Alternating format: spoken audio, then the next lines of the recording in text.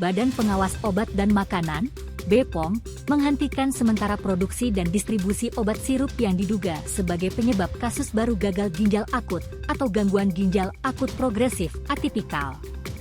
Setidaknya terdapat 3 produk dengan nama Prasian yang terdaftar di BPOM.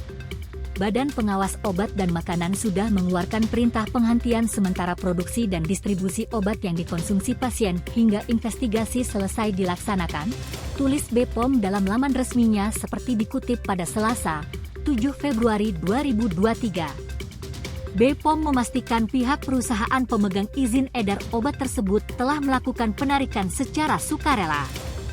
Terkait perintah penghentian sementara dari BPOM, industri farmasi pemegang izin edar obat tersebut telah melakukan voluntary recall, penarikan obat secara sukarela, kata mereka. Sebelumnya, Kementerian Kesehatan menyatakan telah menerima laporan 2 kasus baru gagal ginjal akut pada akhir Januari lalu. Kedua kasus itu dilaporkan oleh Dinas Kesehatan DKI Jakarta. Juru bicara Kemenkes, M. Syahril, menyatakan kasus pertama menimpa anak berusia 1 tahun yang kemudian meninggal. Syahril memastikan anak tersebut terkonfirmasi mengalami gagal ginjal akut setelah meminum obat sirup pereda demam merek Prasian yang dibeli orang tuanya di apotek. Sementara 1 kasus suspek terjadi pada anak berusia 7 tahun yang juga mengalami demam. Namun Syahril tak menjelaskan obat sirup merek apa yang dia konsumsi. Korban saat ini masih menjalani perawatan di Rumah Sakit Cipto Mangunkusumo, RSCM. Pada saat ini sedang dilakukan pemeriksaan lebih lanjut terkait pasien ini, ujar Syahril dalam keterangan tertulisnya kemarin. BPOM sebelumnya telah memasukkan obat sirup merek Prasian ke dalam daftar obat yang aman digunakan selama mengikuti dosis yang digunakan. Hal tersebut tercantum dalam lampiran penjelasan BPOM RI tertanggal 29 Desember 2022 tentang tambahan 176 sirup obat yang memenuhi ketentuan berdasarkan data verifikasi hasil pengujian bahan baku.